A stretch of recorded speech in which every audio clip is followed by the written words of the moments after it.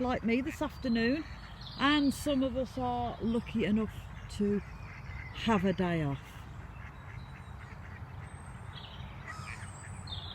So this morning I decided we would come out quite early before the sun pops up, because if it was anything like yesterday it's going to be too hot again, so we've come out quite early just so we can miss the heat.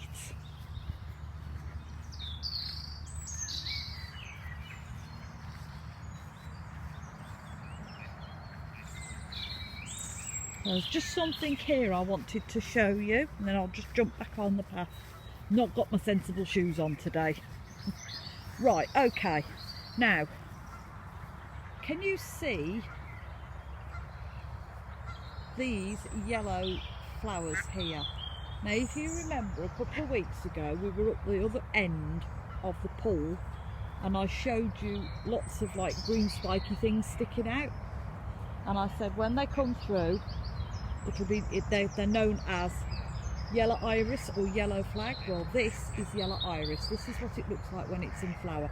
It's just started coming through, so give it a couple of days and that will be awash with some very, very beautiful yellow iris. So there we go, lovelies. Now then, we're going to go back onto the path because the swans are about and they've got babies and I don't want to be upsetting them.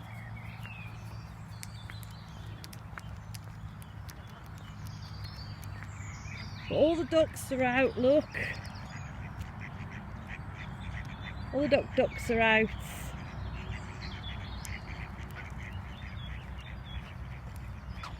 Oh dear, he's not happy, he's chasing the geese because he's getting too close to his babies. So we're going to go steady. Lulu, you need to be steady now because Daddy Duck's not happy. We'll go quietly, steady now, Lulu. Daddy Swan's not happy at all because the geese keep getting too close to his babies. Oh, look at him go. He's not happy. So we'll stand here. We won't bother them. And I'll just quickly show you. Oh look, he's seen them off. Can you see Mama? No, Lou, wait. Let's get in a bit close. Zoom in. Can you see Mama and her chicks, her cygnets? Yeah. So we'll leave them in. I know, Lou, he's not happy. All right.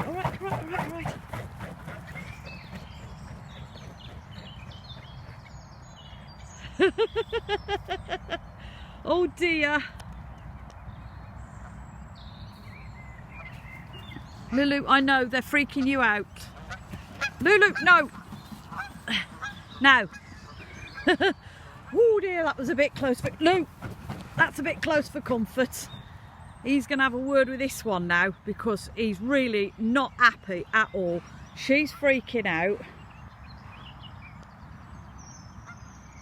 Okay, he's going to get back in the water and really tell him off now. Oh lordy Lou. Right, come on, let's leave these alone. See, she's not having a go, Miss Lou. He's still at it, he's not happy. Look at him. He's proper got a vendetta.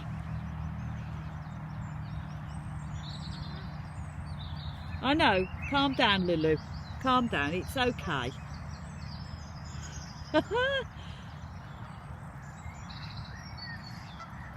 Oh, cause Mrs. is over there with her babies. You sit down nicely. Good girl. Yeah, I know. They're not going to hurt you. Not if you leave them alone.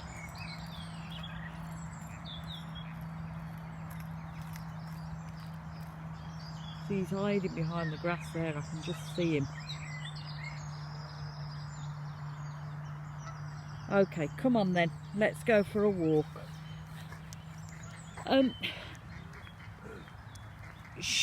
Miss Lou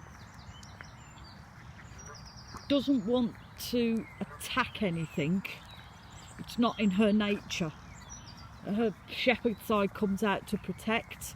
So when things are fighting, she doesn't like it. She gets very nervous.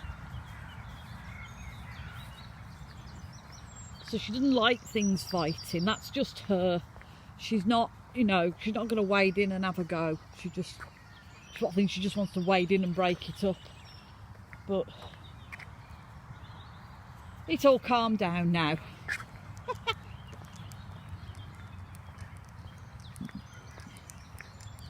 Little bit of drama on a Monday morning.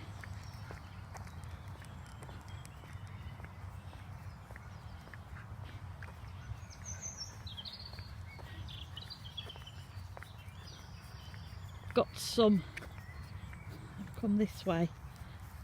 Lulu, thank you, don't pull. We've got some beautiful red campion there. Oh, he's still at it. It's upsetting everybody now. So we've got some beautiful red campion there. Come on you. And we've got some white campion there, if you can see. Not wading in, the grass is wet, I've not got sensible feet on.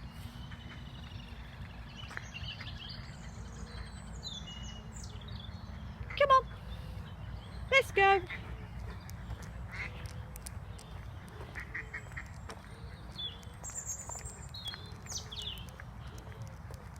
I debated this morning whether or not to come out early-ish, because I thought, well, if I go round the lakes, like the kids will be at school and stuff and people will be going to work at 8 o'clock in the morning.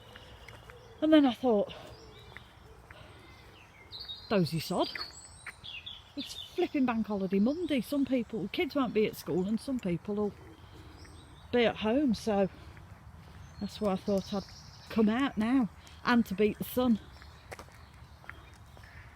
So we don't want to get too hot.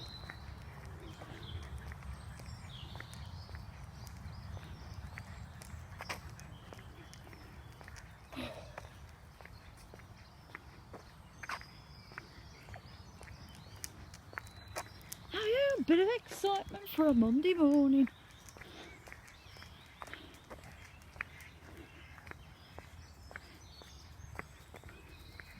The swan's chasing the geese off because he's got too close. Well, he was told.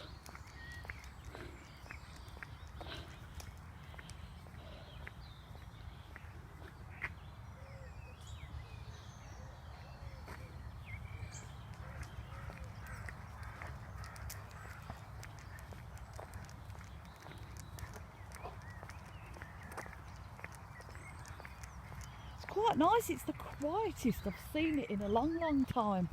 I mean, for what, 18 months? This place has been a hive of activity. It really has.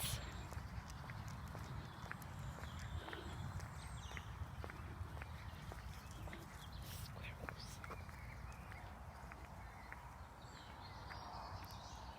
This is quite an interesting little place. People, well, I've said before, people have fed the ducks and the birds here, and there's a great big rat running along the bottom of the bough. That reminds me, last year,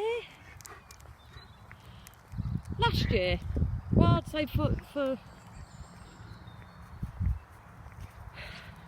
last year and the year before, we had a little visitor in our garden. We had a little field mouse. You've probably seen pictures of him in my past videos, and he would come into our garden every day, run along the beams along the back fence, jump into the nut box, get himself some breakfast, disappear, pop back for a bit of lunch, disappear, pop back for a bit of supper. This went on for 2 years and we got quite used to seeing him, and we nicknamed him Mr. Mousey. Lovely little field mouse he was.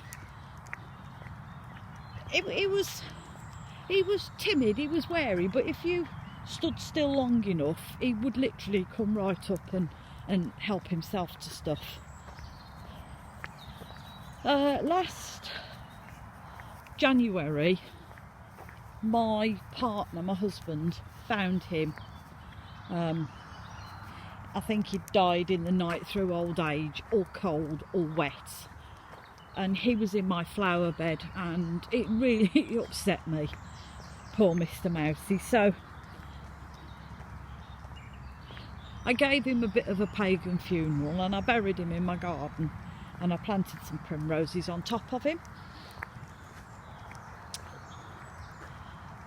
That was January. Day are we on?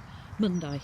Friday lunchtime, I've come home, last Friday lunchtime of last week, came home from work, and because it was so nice, we were stood in the garden having a cup of tea, and we saw something move. So we stood still and we watched, and running along the bottom beam of the fence was a field mouse. So we've nicknamed him Son of Mr. Mousey. Or he could be daughter of Mr. Mousey, we don't know. But yeah, we've now got another field mouse in our garden, and I'm so happy that he's there, or she's there.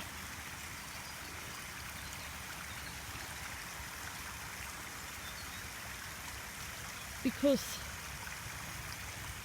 it's wildlife at the end of the day, and if you could attract that into your garden, you must be doing something right.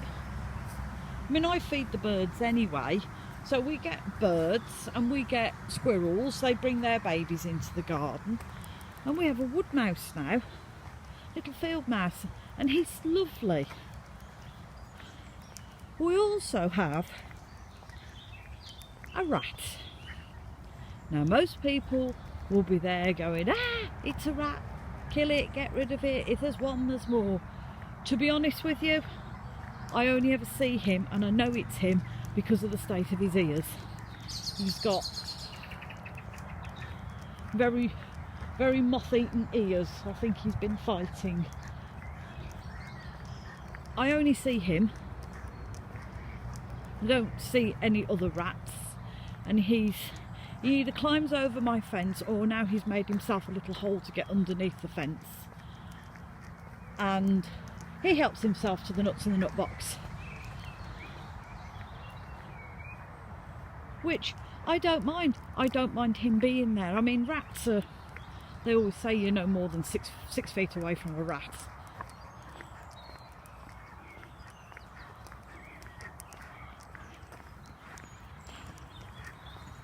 Morning. So yeah, I don't mind him being there. You know, as long as we don't have a massive influx of the buggers, then he's quite welcome to stay. You know, I don't mind him being there. But again, it shows that if you, he's all right, Lou, look, he's keeping an eye on him, he's not bothered about them. She's worried about the swans.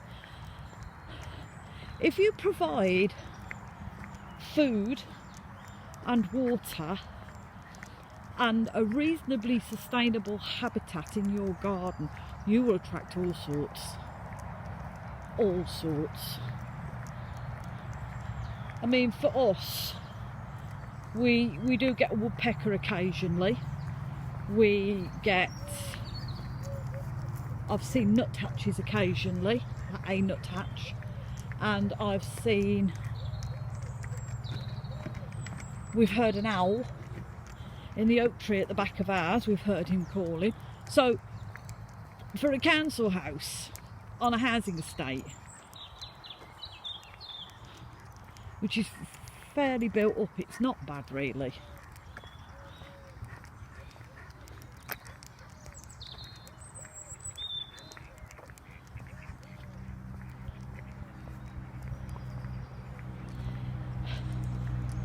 So, lovelies,